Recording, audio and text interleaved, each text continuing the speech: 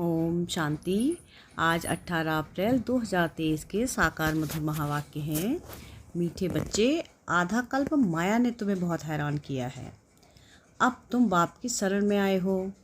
तुम्हें बाप से सच्ची प्रीत रख माया जीत और जगत जीत बनना है। प्रश्न है आज की मुरली का कि संगम युग पर भगवान को भी कौन सी मेहनत करनी पड़ती है। क्या है प्रश्न कि संगम युग पर भगवान को भी कौन सी मेहनत करनी पड़ती है। उत्तर है इसका कि आत्मा रूपी मैले कपड़ों को साफ करने की। तुम बच्चे बाप के पास आए हो अपने पापों का खाता साफ करने। जितना देही अभिमानी बन बाप को याद करेंगे उतना विक्रमाजीत बनते जाएंगे। अगर बुद्धि का योग बाप के सिवाय और किसी के संग जोड़ा तो भस्मासुर बन जाएंगे। इसलिए श्रीमत पर चलते चलो। गीत है आज की मुरली का ओम नमः शिवाय। ओम शांति।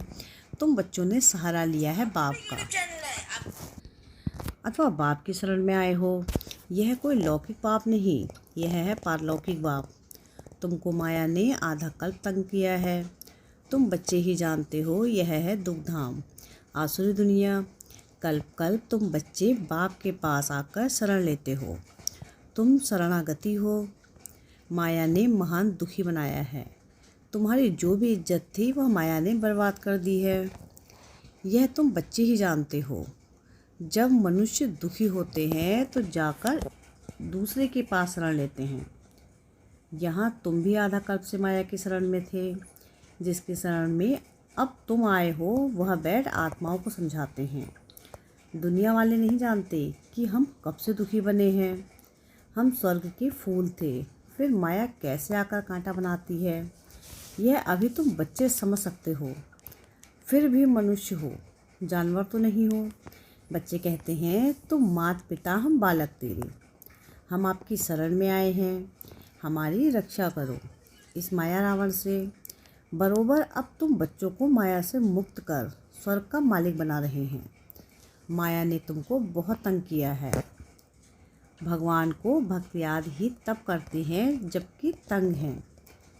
तो ड्रामा अनुसार जो स्वर्ग के थे उन्हों की ही माया दुश्मन बनी है। ये कोई भी नहीं जानते कि आधा कल्प की ही माया दुश्मन है। यह बड़ी गुह्य बातें समझने की हैं। आधा कल्प से तुम बहुत याद करते आए हो कि हम इस आफत से कैसे छूटें। बाप आकर हमको अपना बनाए स्वर्ग का वर्षा देते हैं। तुम सब इस समय रिफ्यूजी हो। आजकल रिफ्यूजी बहुत होते हैं ना, जाकर एस्लम अथवा शरण लेते हैं। तुम जानते हो माया ने भारत को बहुत दुखी बना दिया है। भारत में जब स्वर्ग था तो देवी देवताएं बहुत सुखी थे। यह यूरोपियन लोग भी जानते हैं कि भारत बहुत प्राचीन देश है। जब हम लोग नहीं थे तो सिर्फ भारत ही था। प्राचीन भारत बहुत मालामाल सुखी था, जिसको ही स्वर्ग या हेवन कहते हैं। 5000 वर्ष की बात है। अभी तो वही भारत कंगाल कौड़ी तुल्य बन गया है।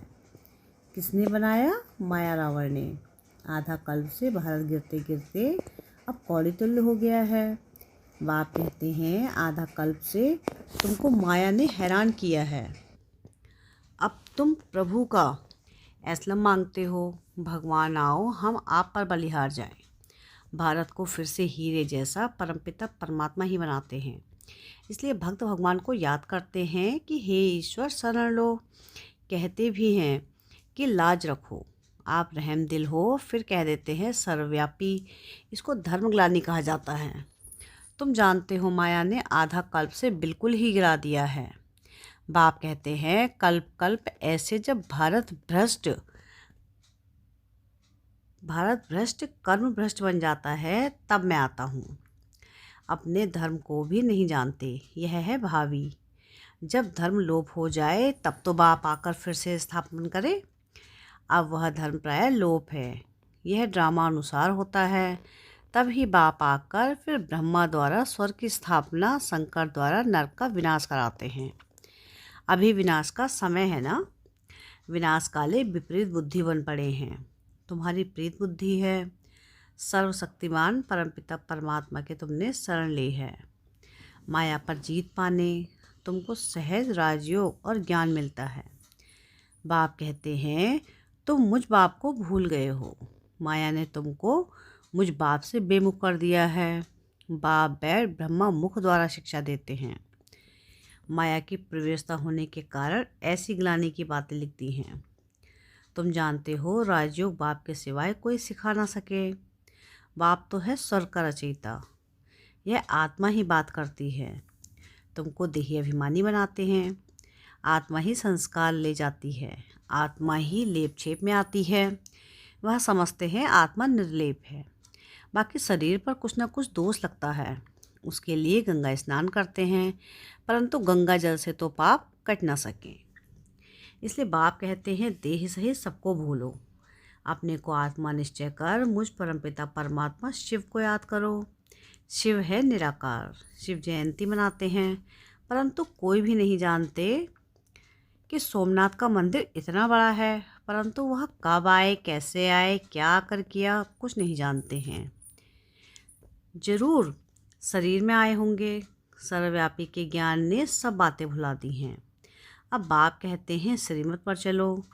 शिव बाबा इस शरीर में प्रवेश कर तुमको नॉलेज दे रहे हैं। यह शरीर लोन लिया है। इस रथ में रथी बन तुमको ज्ञान दे रहे हैं। बाकी कोई घोड़े गाड़े आदि की बात नहीं है। उनको भागीरथ अथवा नंदीगण भी कहते हैं। कहते हैं भागीरथ ने गंगा लाई। कोई माथे से थोड़ी ही निकलती है। इसलिए बाप कहते हैं कि इन वेद शास्त्र आदि के पढ़ने से मेरी प्राप्ति नहीं हो सकती। मेरे को तो आना है। तुमको आकर शरण लेते हैं। तुमको मनुष्य थोड़ी ही जानते हैं कि रावण क्या चीज़ है। अब तो रावण राज्य है। रावण की आसुरी मत पर चलने वाले हैं। अभी तुम श्रीमत से 21 जन्म के लिए श्रेष्ठ से श्रेष्ठ बन रहे हो। आसुरी मत द्वारा द्वापर से शुरू होती है, जिसको विशेष वर्ण कहा जाता है। विशेष वर्ण स्थापन करने वाला है रावण। वॉइसलेस वर्ड स्थापन करने वाला है राम। शिव बाबा गीत भी सुना, नमः शिवाय यानी शिवाय नमः। ब्रह्मा विष्णु शंकर देवताएं नमः कहेंगे। ऐसे नहीं कि ब्रह्मा परमात्माएं नमः कहेंगे, नहीं। परमात्मा तो एक है, सबका बाप एक है। अब तुमको बाप से वर्षा मिल रहा है। यह पाठशाला है मनुष्य से देवता बनने की। गॉडफादरली कॉलेज है। भगवानुवाच है ना, नाम ही लिखा हुआ है ईश्वरीय विश्वविद्यालय। एम ऑब्जेक्ट भी लिखी पड़ी है। नर से श्री नारायण और नारी से श्री लक्ष्मी बनना है। तुम फिर से नर से नारायण बन रहे हो। श्रीमत पर चलने से तुम श्रेष्ठ बनेंगे। इसलिए बाबा कहते हैं रात को भी जागकर बाप को याद करो। बाबा हम आपको ही याद करेंगे। आपके पास ही आना है, फिर आप हमको स्वर्ग में भेज देंगे। बाप तुम माताओं द्वारा स्वर्ग की स्थापना कराते हैं। तुम योग में रहकर भारत को पवित्र बनाएंगे। तुम्हारे योग की शक्ति से, तुम्हारे योग की शांति से फिर 21 जन्म भारत में शांति होती है। वहाँ माया होती नहीं है, सदा सुखी रहते हैं। देहाभिमान के कारण ही मनुष्य दुखी बनते हैं। अब बाप तुमको देहाभिमानी बनाते हैं। सतयुग में जो दैवीय गुण वाले थे वह अभी आसुरी गुण वाले बन पड़े हो। अब तुम फिर से शिवालय यानी स्वर्ग का मालिक बनने के लिए बाप से वर्षा ले रहे हो। यह कॉलेज है। जब तक विनाश हो बाप पढ़ाते रहेंगे, क्योंकि आधा कल्प का सिर पर बोझा चढ़ा हुआ है, वह मिटा नहीं है, मेहनत लगती है। इस समय बाप पाप आत्माएं हैं। आप सब पाप आत्माएं हैं, पवित्र आत्मा एक भी नहीं है। कहते हैं हे पतित पावन आओ, परंतु यह नहीं समझते कि यह पतित दुनिया है। अब तुम ब्राह्मण बने हो। ब्रह्मा की औलाद तुम कितने थोड़े हो। फिर ब्राह्मण से देवता क्षत्रिय बनेंगे। यह है स्वदर्शन चक्र। पुनर्जन्म लेते लेते हम 84 जन्म पूरे करते हैं। यह बातें शास्त्रों में नहीं हैं। ब्रह्मा के हाथ में शास्त्र दिए हैं। सूक्ष्म वतनवासी ब्रह्मा हो न सके। नाम है प्रजापिता ब्रह्मा, जिसको एडम और आदम कहते हैं।